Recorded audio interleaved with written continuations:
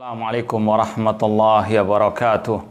Innal hamdalillah nahmaduhu wa nasta'inuhu wa nastaghfiruh wa na'udzu billahi min syururi anfusina wa min sayyiati a'malina. Man yahdihillahu fala mudhillalah wa man yudlil fala hadiyalah.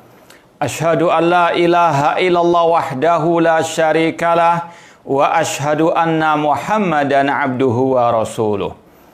Ya ayyuhalladzina amanu taqullaha haqqa tuqatih wa la tamutunna illa wa antum muslimun. Ya ayyuhan nasu taqu rabbakumul ladzi khalaqakum min nafsin wahidah wa khalaqa minha zawjaha wa batha minhuma rijalan katsiran wa nisaa'a wattaqullaha alladzi tasaaluna bihi wal arham innallaha kana 'alaikum raqibah. Ya ayyuhalladzina amanu taqullaha wa qulu qawlan sadida yuslih lakum a'malakum wa yaghfir lakum dhunubakum wa man yuti'illaha wa rasulahu faqad faza fawzan 'azima. Amma ba'd, fa inna asaqal hadithi kitabullah wa khairal hadi hadyu Muhammadin sallallahu alaihi wasallam wa syarrul umuri muhdatsatuha wa kullu muhdatsatin bid'ah wa kullu bid'atin dhalalah wa kullu dhalalatin finnar. Ma'asal muslimin ikhwani fillah wa akhwati, bapak-bapak, ibu-ibu, saudara-saudariku rahimani wa rahmukumullah. Alhamdulillah, segala puji bagi Allah Subhanahu wa taala yang mempertemukan kita kembali dalam kajian kitab Al-Iqtisad fil I'tiqad atau Akidah Al-Imam Al-Hafidh Abdul Ghani Al-Maqdisi rahimallahu ta'ala. Sekarang kita masuk pada bab yang baru tentang khasaisun Nabi sallallahu alaihi wasallam. Keistimewaan Nabi kita Muhammad sallallahu alaihi wasallam. Pada halaman 196,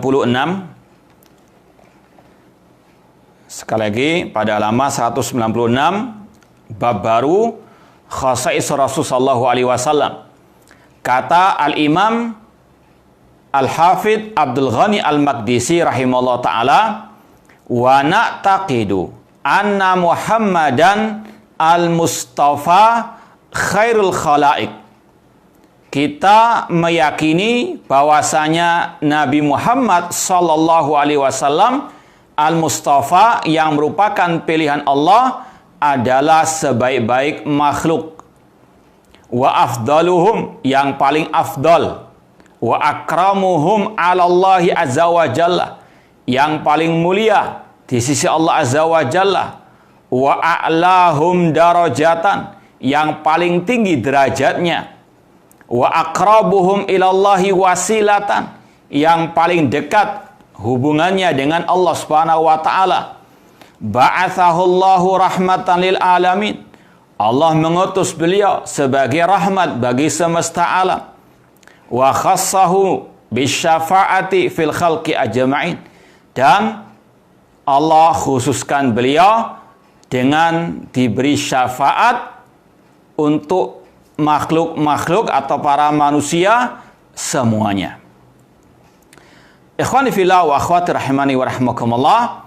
Sekali lagi, bab ini berkaitan dengan kekhususan Ar-Rasul sallallahu alaihi wasallam. Ini masih ada kaitan dengan rukun iman, yaitu al-iman birusul, iman kepada para rasul. Di antaranya Rasul kita, Nabi kita Muhammad sallallahu alaihi wasallam. Ya. Dan ini salah satu yang wajib diketahui oleh umat Islam, umat Nabi Muhammad sallallahu alaihi wasallam. Ya. Di antara tujuannya untuk kita lebih mengokohkan iman kita kepada Rasul sallallahu alaihi wasallam, untuk lebih kita mencintai Ar-Rasul sallallahu alaihi wasallam. Dan ini juga termasuk salah satu bagian daripada pertanyaan malaikat Munkar wa Nakir di alam barzakh. tentang Rasul kita Muhammad sallallahu alaihi wasallam. Ya. Ikhwani fillah wa akhwati rahimani wa rahimakumullah. Di sini Imam Al-Hafidz Abdul Ghani Al-Maqdisi rahimahullah ta'ala mengatakan, wa na'taqidu anna Muhammadan al-Mustafa. Kita meyakini bahwasanya Nabi kita Muhammad SAW al-Mustafa. Ini ada catatan penting yang perlu kita sampaikan tentang kata-kata al-Mustafa di sini. Anna Muhammadan al-Mustafa. Banyak orang-orang mengira Al-Mustafa adalah nama lain dari Nabi Muhammad sallallahu alaihi wasallam. Ya. Seperti juga ada sebagian mengira nama lain Nabi Muhammad adalah Toha Yasin. Ya. Kita katakan ini tidak benar, sebagaimana para ulama juga mengkritik, membantah hal ini. Ya, tidak benar kalau nama Nabi Muhammad itu Al-Mustafa atau Toha atau Yasin. Ya, sebagian mereka yang menamakan Nabi Muhammad dengan Toha atau Yasin itu berdalil dengan ayat Al-Quran. Toha ma anzalna alaikal Qur'ana litashqa. Kata mereka di situ ada kata-kata Toha, tidaklah kami menurunkan Al-Quran kepadamu, alaika. Ya, di situ kata mereka berarti Toha itu nama Nabi Muhammad, karena setelahnya ada kata-kata atau kata ganti ka, alaika, engkau Nabi Muhammad. Toha ma anzalna alaikal Qur'ana litashqa. Toha, tidaklah kami menurunkan Al-Quran kepadamu. Di situ ada kata-kata kepadamu, berarti Toha itu nama Nabi Muhammad. Demikian pula dengan kata mereka Yasin. Yasin wal Qur'anil Hakim innaka laminal mursalin. Yasin, ya, wal Qur'anil Hakim, sesungguhnya engkau Nabi Muhammad, ya, innaka laminal mursalin, termasuk para rasul utusan Allah. Di situ ada kata-kata innaka, dirimu atau engkau Nabi Muhammad. Berarti Yasin adalah nama Rasul kata mereka. Dibantah oleh para ulama. Kalau demikian istidlal mereka, pendalilan mereka, maka nama lain Nabi Muhammad banyak yang lain juga, seperti yang Allah cantumkan dalam Al-Quran. Seperti dalam surat Ali Imran misalnya. Alif Lam Mim, Allahu la ilaha illa huwal hayyul qayyum, nazzala alaikal kitab. Alif Lam Mim, Allah, tidak ada sesembahan yang hak, ya, yang berhak disembah dengan hak kecuali Allah yang maha hidup lagi maha berdiri sendiri. Ya. Kemudian Allah mengatakan, kami menurunkan kepadamu, yaitu Nabi Muhammad. Berarti apakah Nabi Muhammad dinamakan Alif Lam Mim atau Alif Lam Mim Shad? Seperti dalam awal surat Al-A'raf, Alif Lam Mim Shad, kitabun unzila ilaika. Kitabun unzila ilaika. Alif Lam Mim Shad, kitabun unzila ilaika. Alif Lam Mim Shad, kitab Al-Quran diturunkan kepada engkau Nabi Muhammad. Apakah Nabi Muhammad nama lainnya Alif Lam Mim Shad? Atau tambah lagi surat Ar-Ra'd Ibrahim juga, ya, Alif Lam Mim Ra, Alif Lam Ra, ya, kitabun anzalnahu ilaika itu khrijan nas minadh dhulumati ilan nur. Tidak benar. Ya, kalau itu dijadikan sebagai dalil penamaan Nabi Muhammad sallallahu alaihi wasallam. Ya. Demikian pula dengan Al-Mustafa, tidak ada dalil beliau dinamakan dengan Al-Mustafa. Al-Mustafa sifat Nabi Muhammad sallallahu alaihi wasallam dan juga sifat semua para nabi, para rasul. Allahu yastafi minal malaika rusulan wa minan nas. Allah memilih dari para malaikat, para rasul-rasul, demikian pula dari kalangan manusia. Itu sifat para anbiya wa rasul. Allah yastafi, Allah yang memilih. Istafa, memilih Nabi Muhammad SAW dan para anbiya sebagai utusan Allah. Ya, Al-Mustafa itu sifat Nabi Muhammad SAW, bukan nama lain Nabi Muhammad SAW. Ya, ini masalah adab kepada Ar-Rasul sallallahu alaihi wasallam. Tidak selayaknya kita mengarang-arang nama untuk Nabi kita Muhammad SAW yang beliau sendiri tidak menamakan dirinya dengan nama tersebut. Ya. Rasul memang punya nama-nama lain seperti Ahmad, Al-Hashir, ya, Al-Mahi dan seterusnya. Seperti yang tercantum dalam ayat Al-Quran ataupun dalam hadis-hadis yang sahih. Ya, sekali lagi, adapun Al-Mustafa, Toha, Yasin, kata para ulama, bukan termasuk nama Nabi Muhammad sallallahu alaihi wasallam. Kata beliau, wa na'taqidu anna Muhammadan al-Mustafa khairul khalaik. Kita, kaum muslimin, wajib mengimani Nabi Muhammad SAW yang merupakan pilihan Allah, khairul khalaik, sebaik-baik makhluk Allah Subhanahu wa ta'ala. Sebagaimana kata Rasulullah SAW, ana sayyidu waladi Adam. Nanti akan dibawakan oleh Al-Imam Al-Hafidh Abdul Ghani Al-Maqdisi dalilnya. Ana sayyidu waladi Adam. Aku adalah sayyid tuannya anak manusia. Bahkan semua makhluk, Allah menjadikan Nabi Muhammad sebaik-baik makhluk. Bukan hanya di antara manusia, bahkan di antara semua makhluk Allah yang paling baik, yang paling mulia adalah Nabi kita Muhammad sallallahu alaihi wasallam. Ya. Bahkan beliau termasuk Rasul yang paling mulia di antara semua para Rasul. Ya. Nabi yang paling mulia, Nabi kita Muhammad SAW. Semua Nabi, semua Rasul, manusia-manusia pilihan Allah. Manusia-manusia yang termulia di atas muka bumi ini. Namun di antara yang paling mulia ada yang di atas mereka semuanya. Ada yang paling mulia, yaitu Nabi kita Muhammad sallallahu alaihi wasallam. Allah berfirman, tilkar rusulu faddalna ba'dahum ala ba'din.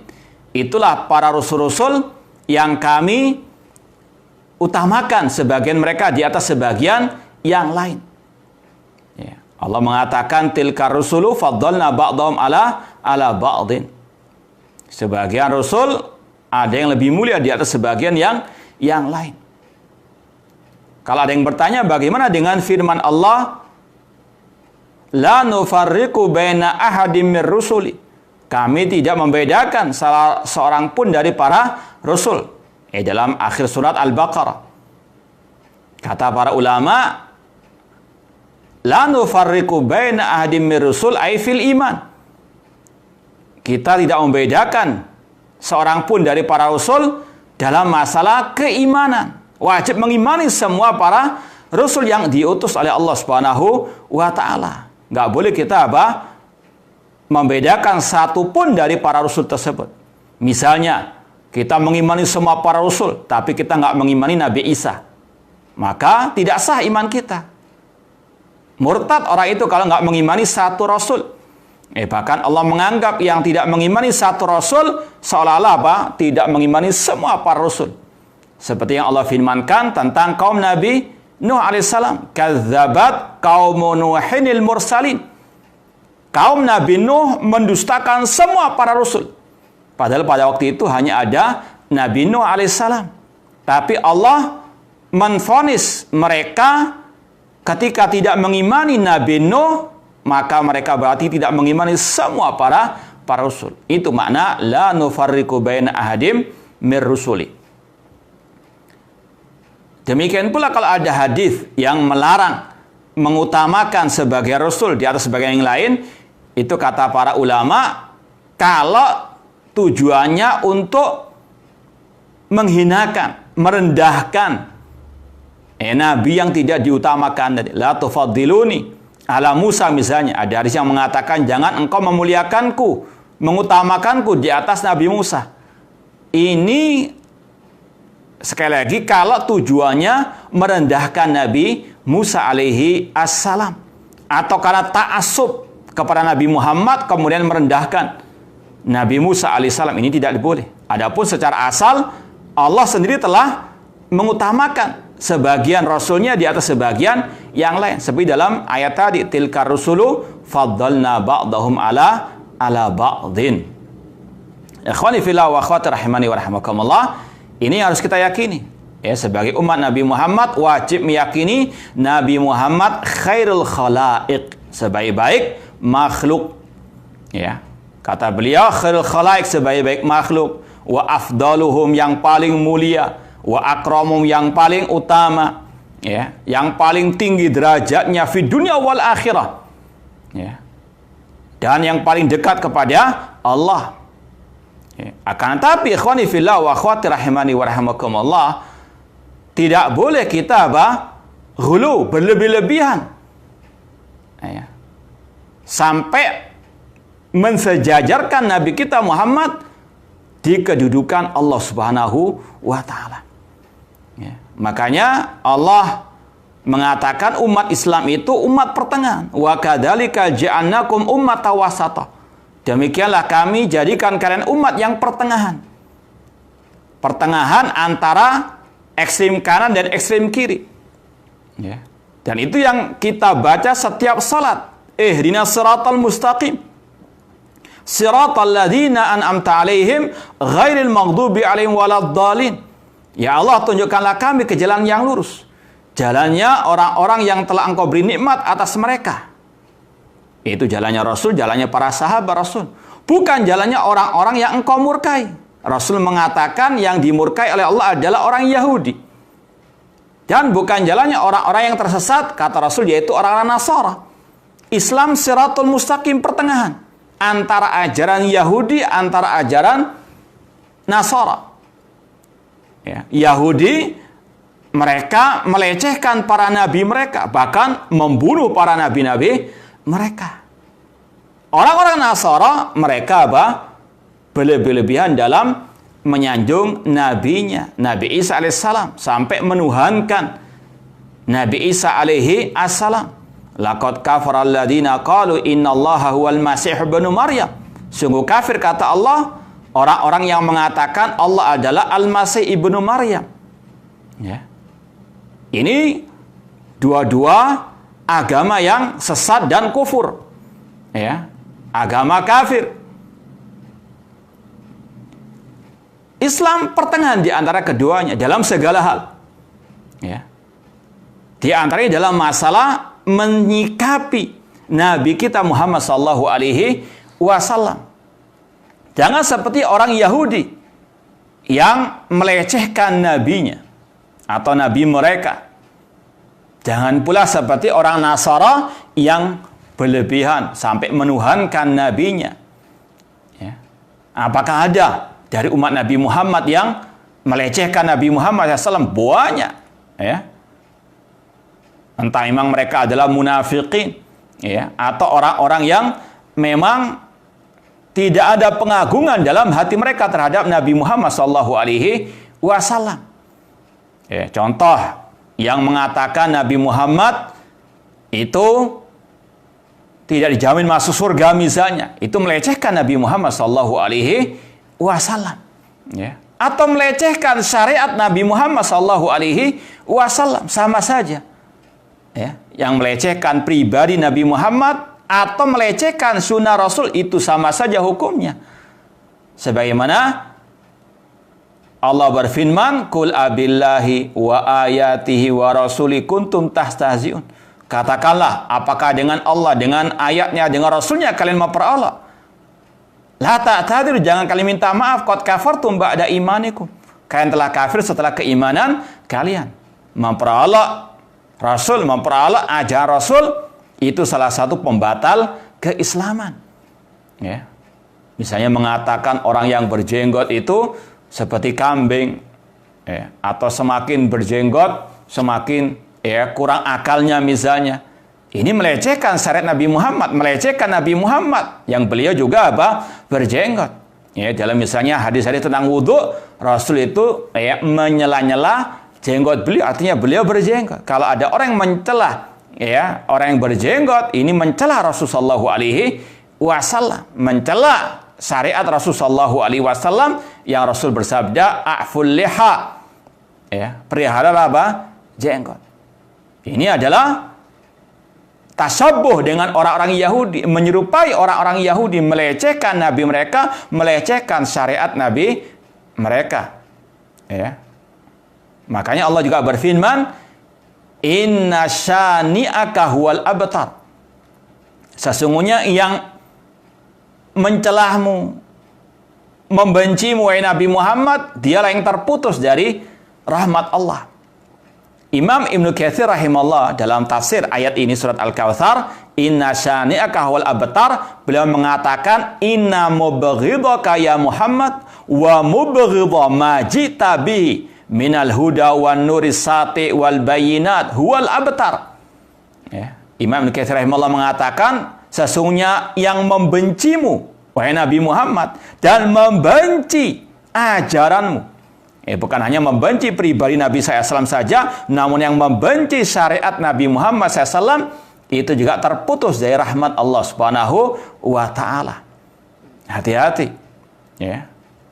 Meskipun Anda misalnya luar biasa ibadahnya, ya, sholatnya, puasanya, zakatnya, hajinya, ya, atau umrahnya, suka bersedekah, atau bagi yang perempuan juga, masya Allah bercadar misalnya. Tapi hati-hati, kalau membenci salah satu syariat Nabi Muhammad, bisa batal semua amal ibadah Anda. Dzalika bi annahum karihum ma anzalallah fa ahbata a'malahum. Sesungguhnya yang demikian itu karena mereka membenci apa yang Allah turunkan, maka Allah batalkan semua amal perbuatan mereka. Ya, misalnya ada orang membenci syariat poligami. Ya, atau ada akhwat atau ummahat membenci syariat poligami atau membenci orang-orang yang melaksanakan sunnah Rasul tersebut. Ya. Misalnya orang itu tetangganya karena khawatir nanti suaminya juga kata mereka ketularan, maka berusaha untuk mengusir, ya, orang yang melaksanakan sunnah Rasul tersebut. Hati-hati. Kalau ada kebencian terhadap syariat Nabi Muhammad, bisa apa? Keluar dari al-Islam, batal semua amal ibadah Anda. Hati-hati. Dzalika bi annahum karihum ma anzalallah fa ahbata a'malahum. Jangan sekali lagi seperti orang Yahudi yang melecehkan nabi mereka atau melecehkan syariat Nabi Muhammad sallallahu alaihi wasallam. Kemudian jangan seperti orang Nasara juga yang berlebihan mengagungkan nabinya, menyanjung nabinya sampai mensejajarkannya dengan Allah Subhanahu wa Ta'ala. Makanya Rasul bersabda, la tutruni kama atratin nasara Isa ibn Maryam, innama ana abdun faqulu Abdullahi wa Rasul. Kata Rasul, jangan kalian berlebih-lebihan dalam menyanjung diriku, sebagaimana orang-orang Nasara berlebih-lebihan dalam menyanjung Nabi Isa ibni Maryam. Sesungguhnya aku adalah hamba Allah. Maka katakanlah aku adalah hamba Allah dan utusan Allah. Ini Islam pertengahan. Beliau mengatakan aku hanyalah hamba Allah, Abdullah, manusia biasa. Sebagaimana yang Allah firmankan juga dalam akhir surat Al-Kahfi, innama ana basyarun mislukum yuha ilayya annama ilahukum ilahu wahid. Sesungguhnya aku adalah manusia sebagaimana kalian. Allah mengatakan Nabi Muhammad manusia, bukan Tuhan, bukan Rabbul Alamin, bukan sesembahan, bukan al-ilah, bukan al-ma'bud. Qul innama ana basarun mislukum.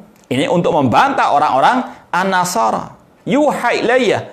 Namun Nabi Muhammad meskipun manusia biasa diberikan wahyu oleh Allah Ta'ala. Artinya wajib untuk dihormati, ditaati. Jangan seperti orang-orang ahli Yahud yang melecehkan Nabi mereka. Ini pertengahan al-Islam. Jangan seperti Yahudi yang melecehkan Nabi mereka. Jangan seperti orang Nasara yang berlebih-lebihan menyanjung nabinya sampai mensejajarkannya dengan Allah Subhanahu wa Ta'ala. Apakah ada dari umat Nabi Muhammad yang sampai menuhankan Nabi Muhammad SAW? Banyak. Kalau kita perhatikan di qasidah-qasidah, pujian-pujian mereka, banyak unsur mensejajarkan Nabi Muhammad dengan Allah Subhanahu wa Ta'ala. Ya akramal khalqi maliman aludu bihi siwaka inda hululil hadithil amami. Wahai Muhammad, makhluk yang paling mulia, tidak ada tempat aku berlindung ketika musibah datang kecuali kepadamu. Na'udzubillah min dzalik. Ini syirik kepada Allah Subhanahu wa taala. Mensejajarkan Nabi Muhammad dengan Allah. Yang bisa mengentaskan musibah hanyalah Allah. Wa iyyam saskallahu bidurrin fala kashifa lahu illa huwa. Apabila Allah menimpakan musibah, tidak ada yang bisa mengentasnya kecuali Allah Subhanahu wa taala. Rasul saja minta perlindungan kepada Allah. Qul a'udzu birabbil falaq, qul a'udzu birabbin nas. Ittastaghitsuna rabbakum. Rasul saja beristighosah kepada Allah, minta tolong kepada Allah, minta perlindungan kepada Allah. Maka syirik kalau kita meminta perlindungan kepada Nabi Muhammad ketika musibah datang. Ya. Ditambah lagi dengan mengatakan wa min judika dunya wa dharrataha wa min ulumika ilmullahi wal qalam. La haula wala quwata illa billah. Mereka mengatakan di antara kedermawananmu Nabi Muhammad adanya dunia dan akhirat. Naudzubillah min dzalik. Wa inna lana lal akhirata wal ula. Sesungguhnya milik Allah lah dunia dan akhirat, bukan milik Nabi Muhammad sallallahu alaihi wasallam. Ditambah lagi oleh mereka dengan syirik dalam tauhid asma wa sifat. Di antara ilmu Nabi Muhammad ilmu lauh, ilmu lahul mahfud, dan ilmu ghaib, ilmu al-qalam, ilmu takdir.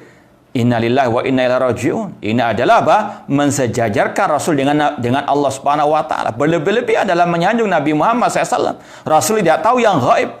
Ya, Allah mengatakan dalam ayat-ayat Al-Quran, ya, contoh dalam surat Al-A'raf, Allah mengatakan, Qul la amliku li nafsi naf'an wala dharran illa ma sya'allah walau kuntu a'lamul ghaiba lastakthartu minal khairi wa ma massaniya su.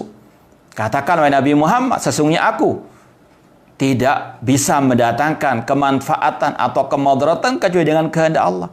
Seandainya aku tahu yang gaib, aku akan memperbanyak dari kebaikan dan tidak menimpaku kejelekan. Ketika perang Uhud, Rasul SAW terkena panah dan sebagainya, berdarah-darah. Ketika di Taif juga demikian, dilempari batu. Rasul nggak tahu yang gaib. Ketika Aisyah, Ummul Mukminin, istri Rasul, dituduh berselingkuh dengan sebagai sahabatnya. Rasul tidak tahu hal yang gaib. Rasul ditimpa gundah gulana karena isu gosip yang ditimpakan oleh orang-orang munafikin seperti Abdullah bin Ubay bin Salul, qatalahumullah. Rasul tidak tahu yang gaib sampai Allah turunkan ayat Al-Qur'an wahyunya. Alimul ghaibi fala yudhiru ala ghaibi ahadan illa man irtada mir rasul. Dialah Allah yang tahu yang gaib, dia tidak menampakkan yang gaib tersebut kepada seorang pun kecuali kepada Rasul yang diridhoi oleh Allah Subhanahu wa taala. Sekali lagi, mencintai Rasul, mengagungkan Rasul ada kewajiban setiap muslim-muslimah. Namun tidak boleh sampai berlebihan sebagaimana orang An-Nasara. La tutruni kama atratin Nasara Isa ibn Maryam. Rasul SAW pada waktu beliau masih hidup, ada salah satu orang yang menyenandungkan qasidah memuji Rasul berlebihan. Wa fina nabiyyun ya'lamu ma fi ghadi. Di antara kita, kata seorang penyair tadi, di antara kita ada seorang Rasul yang tahu yang gaib. Rasul pun marah. Bahkan ada sebagian sahabat yang mengatakan, Masya Allah wa syi'ta. Ini karena kehendak Allah dan karena kehendakmu Muhammad. Hanya karena kata dan, itu waw, yang ada unsur menyamakan Allah dengan Rasul. Rasul pun menegur. Ataja'u lillahi dan, apakah engkau ingin menjadikan aku sebagai tandingan bagi Allah? Rasul tidak ridha lebih-lebihkan dalam pujian-pujian terhadap beliau. Ketika ada Mu'ad bin Jabal sujud di hadapan Rasul, Rasul mengatakan, "Lau kuntu amiran ahadan an yasjuda li ahadin la amartul mar'ata an tasjuda li zawjiha." Seandainya aku boleh memerintahkan seseorang untuk sujud kepada yang lain, aku perintahkan perempuan untuk sujud kepada suaminya. Rasul tidak ridha dilebih-lebihkan atau disejajarkan dengan Allah Subhanahu wa taala. Maka sekali lagi, betul Nabi Muhammad khairul khalaik, afdaluhum. Kita yakini Nabi Muhammad sebaik-baik manusia, tapi tetap status beliau sebagai manusia. Qul innama ana basyarun mislukum. Jangan diyakini Rasul itu yang bisa menghilangkan kesusahan, Rasul itu yang bisa menyembuhkan penyakit, Rasul itu yang langsung bisa memberikan syafaat. Tidak. Jangan mengatakan, ya Rasulullah, berikan aku syafaatmu. Tidak. Minta kepada Allah, ya Allah, berikan kami syafaat Rasulmu pada hari kiamat. Minta kepada Allah, karena syafaat semua milik Allah. Qul lillahi syafa'atu jami'ah. Ini yang harus apa? Diyakini. Ya, sekali lagi, Rasul Sayyidu Waladi Adam, Rasul manusia termulia. Namun sekali lagi, tidak boleh kita berlebihan. Harus kita pertengahan. Tidak boleh meremehkan, melecehkan sebagaimana orang-orang ahli Yahud. Ya, dan jangan seperti juga orang-orang An-Nasarah, Islam pertengahan as-siratul mustaqim, wa kadzalika ja'alnakum ummatan wasata. Sekali lagi, kata Imam Al-Hafidh Abdul Ghani Al-Maqdisi, kita meyakini Nabi Muhammad Al-Mustafa yang merupakan pilihan Allah sebaik-baik makhluk, ya, semulia-mulia mereka, yang paling utama di sisi Allah dan yang paling tinggi derajatnya, wa aqrabum ilallahi wasilah, ba'athahallahu rahmatan lil alamin. Allah mengutus beliau sebagai rahmat bagi semesta alam. Ya. Wa ma arsalnaka illa rahmatan lil alamin. Ya, bu'istu rahmatan muhda. Ya, tidaklah kami, kata Allah, mengutus engkau Nabi Muhammad kecuali sebagai rahmat bagi semesta alam. Ya, ada orang-orang orientalis atau liberal yang menuduh Nabi Muhammad SAW itu tidak rahmat kepada semesta alam karena menyebarkan Islam dengan peperangan. Ya, kita katakan dan ulama katakan itu termasuk salah satu rahmat kasih sayangnya Nabi Muhammad SAW kepada al-alamin. Ya. Kenapa bisa demikian? Ya, yang pertama, jangan pernah mengatakan kasih sayang itu hanya dengan lemah lembut saja. Ya, contoh ya, kalau Anda punya anak, ya, anak Anda sudah usia 10 tahun, nggak mau sholat misalnya, ya, apakah Anda biarkan begitu saja? Ya. Sedangkan Rasul mengatakan, muru auladakum bis salati li sab'in wadribum 'alaiha li asyrin. Ya. Perintahkanlah anak Anda salat ketika sudah usia 7 tahun. Kalau sudah usia 10 tahun nggak mau salat, pukullah. Ya. Di situ memukul untuk memberikan pelajaran. Itu bentuk kasih sayang orang tua mendidik anaknya. Tidak melulu dengan lemah lembut dikasih uang terus. Ya. Itu malah menjerumuskan anak ke jurang neraka. Na'udzubillah min dzalik. Ya. Seperti misalnya, ada orang dia mau tergelincir di jurang misalnya. Ketika Anda harus terpaksa menyeretnya dengan keras misalnya, takut orang itu terjerumus ke dalam jurang, maka itu bentuk kasih sayang Anda kepada orang tersebut. Maka demikian pula ketika Rasulullah SAW mengumandangkan perang kepada orang-orang kafir, ya, sebagian mereka ada yang masuk Islam, itu rahmat bagi mereka yang masuk Islam tersebut.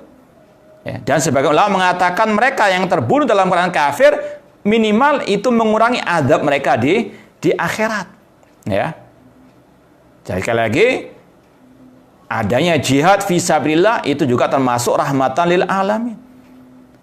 Sama dengan ketika kita menyerukan manusia untuk berpegang teguh dengan tauhid, berpegang teguh dengan sunnah Rasul, kita tahdzir dari kesyirikan, dari kebid'ahan, itu bentuk kasih sayang kita kepada kaum muslimin agar mereka tidak jatuh ke jurang kebid'ahan, kesyirikan, ya, meskipun harus dengan tegas dan dengan keras. Itu kasih sayang. Ya, tidak bertentangan dengan wa ma arsalnaka ila rahmatan lil alamin. Ya, sekali lagi, karena banyak orang-orang yang salah paham dengan istilah kata-kata rahmatul alamin. Ya, orang-orang berbuat kesyirikan, kekafiran, kebid'ahan, kemaksiatan dibiarkan begitu saja dengan dalil wa ma arsalnaka ila rahmatul alamin. Ini gagal paham, ini salah paham tentang kata-kata rahmatan lil alamin. Wa khassahu bisyafa'ati fil khalqi ajma'in. Dan Rasul diberikan kekhususan oleh Allah dengan adanya syafaat. Ya.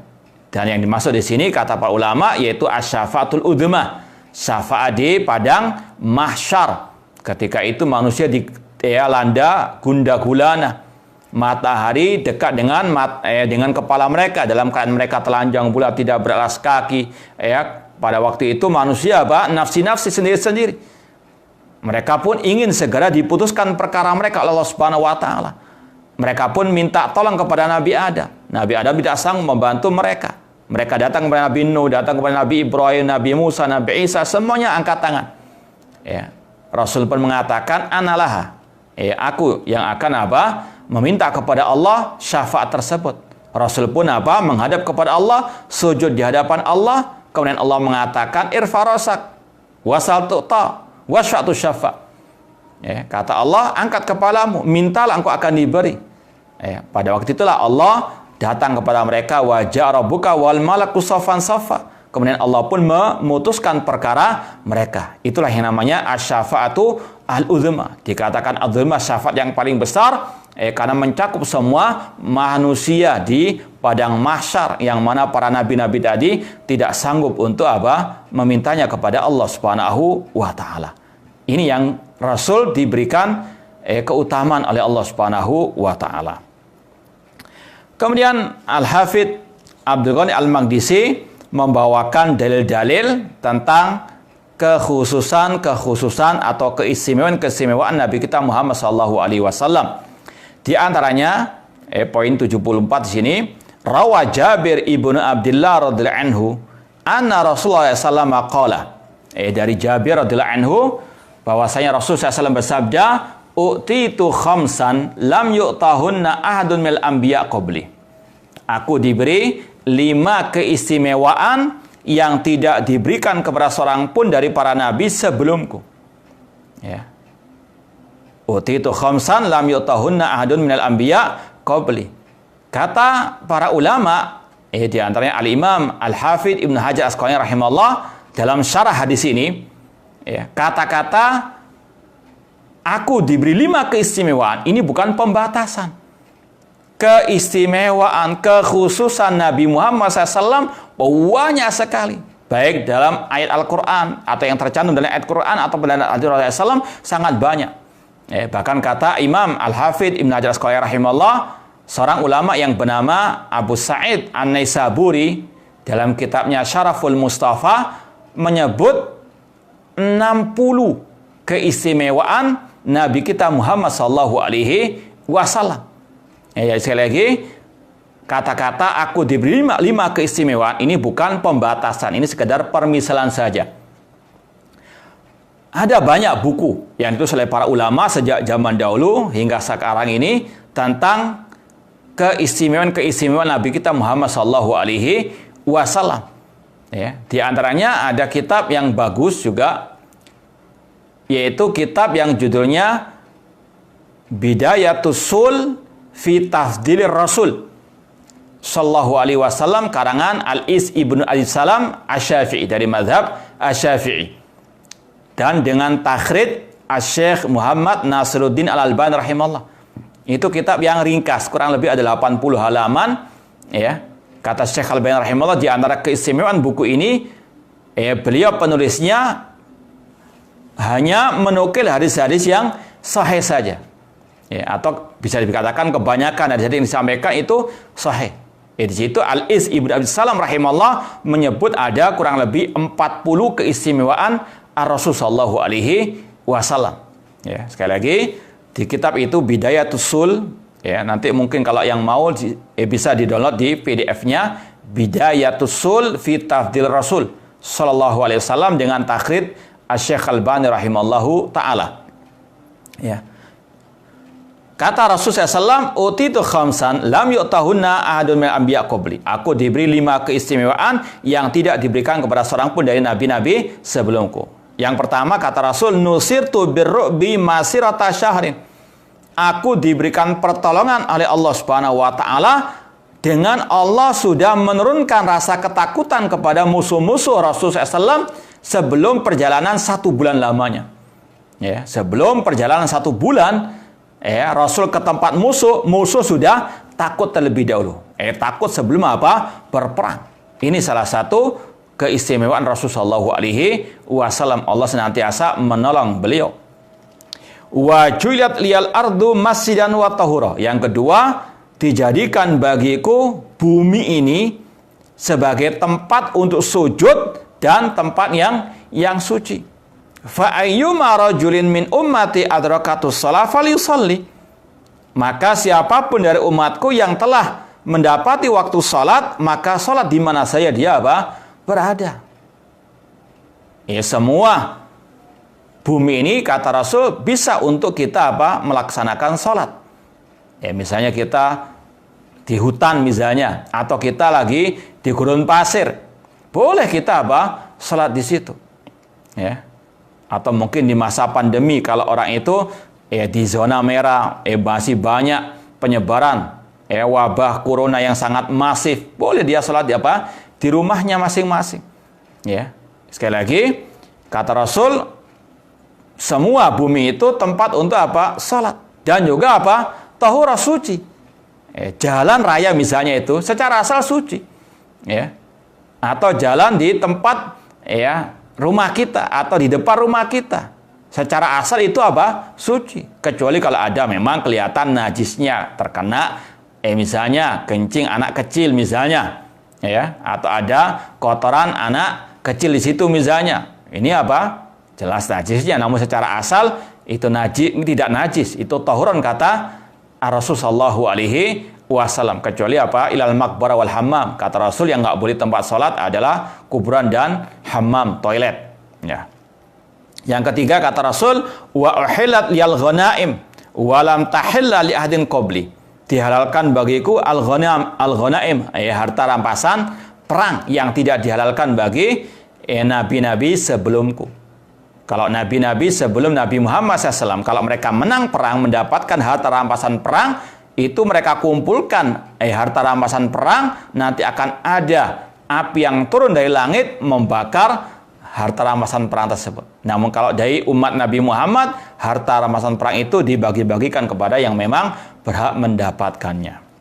Kemudian wa utitu syafa'ah, aku diberikan asy-syafa'ah. Yang dimaksud di sini adalah asy-syafa'atu al-udhma yang kita sampaikan tadi. Meskipun kalau ditambahkan lagi sebetulnya ada syafaat yang lain selain al-udhma tadi yang diberikan khusus kepada Rasulullah sallallahu alaihi wasallam, yaitu syafaat Rasul untuk paman beliau yang kafir, Abu Thalib.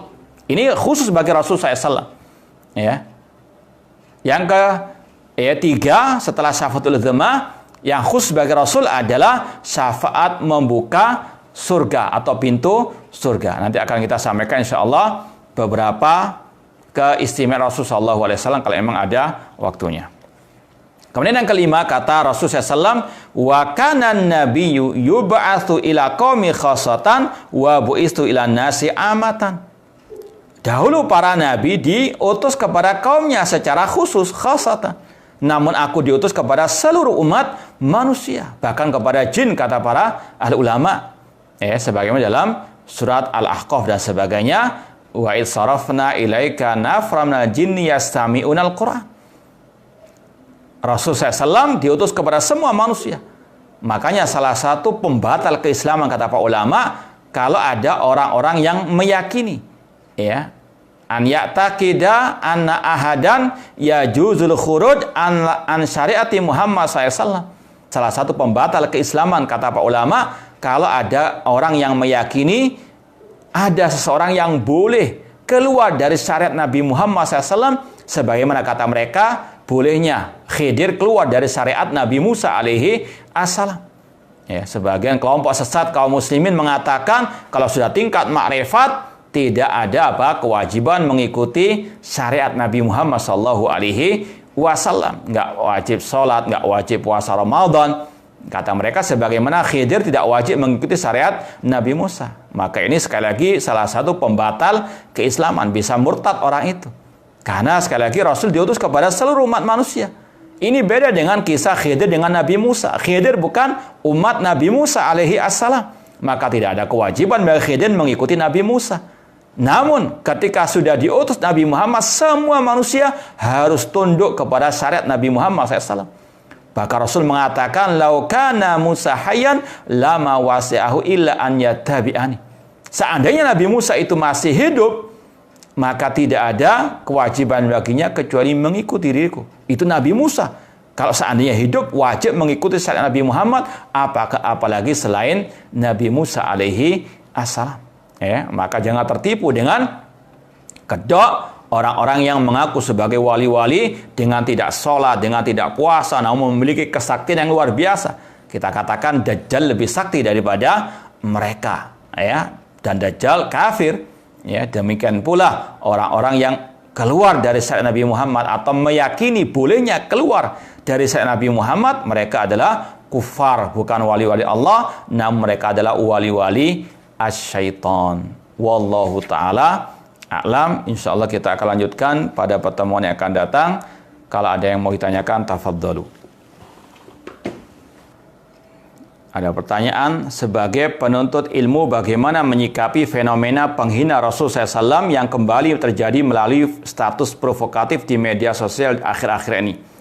Yang pertama, ini semakin memotivasi kita untuk semakin mempelajari kekhususan, keistimewaan Rasul SAW, untuk lebih semangat lagi mempelajari sejarah Rasul, mempelajari sunnah Rasul, untuk lebih berpegang teguh dengan akidah Rasulullah SAW. Ya, yang kedua, ketika kita melihat hal itu di misalnya kalau kita bisa bantah, kita bantah, ya, kita bantah dengan apa? Dengan ilmiah.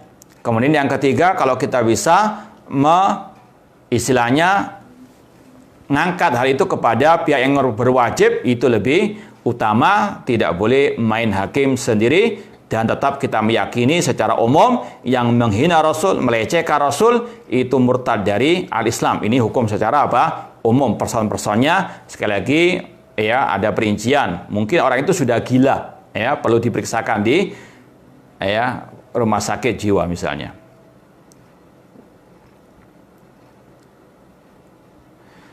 Apakah benar, ini pertanyaan berikutnya, apakah benar dihukum dengan dibunuh? Kalau memang sudah divonis oleh, kalau misalnya ada mahkamah syariah, orang itu diadili oleh para hakim, para al-qudat. Kalau memang mereka menghukuminya kafir, murtad, bisa dihukum apa? Bunuh. Man baddala dinahu faqtul. Namun sekali lagi, yang berhak tadi mengkafirkan person-person orang-orang itu adalah hakim-hakim di pengadilan syariat, sebagaimana yang dikatakan oleh para ulama, bukan sembarang orang, karena perlu diadili, diinterogasi, dan ditegakkan hujah dan seterusnya. Ya, tadi mungkin bisa jadi orang itu sudah gila, nggak waras misalnya. Sekali lagi, serahkan masalah kafir mengkafirkan person-person kepada para ulama ataupun hakim-hakim di pengadilan syariat. Dan yang berhak juga memberikan hukuman sanksi tadi berupa dibunuh adalah para umara yang punya apa? Kekuasaan, bukan setiap orang. Man baddala dinahu faqtulu. Kembalikan kepada ulama wal umara. Nah,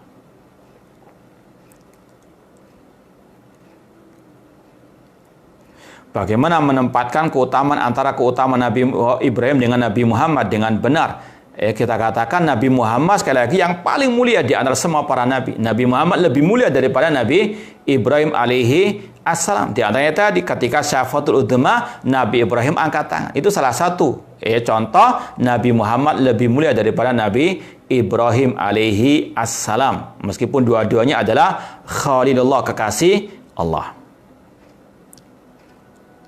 Bagaimana supaya tidak berlebihan dalam menyanjung Rasul sampai sebatas apa?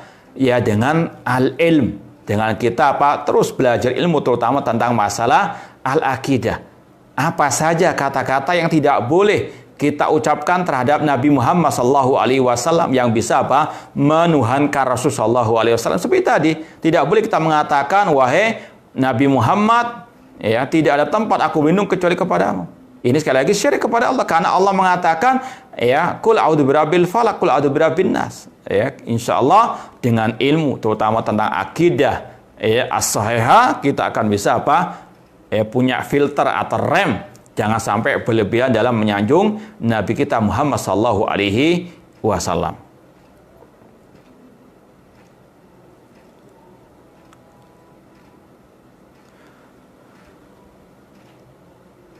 Ya, insyaallah kalau nggak ada pertanyaan lain kita cukupkan sekian. Aku qouli hadza wa akhiru da'wana anil hamdulillahirabbil alamin. Wassalamualaikum warahmatullahi wabarakatuh.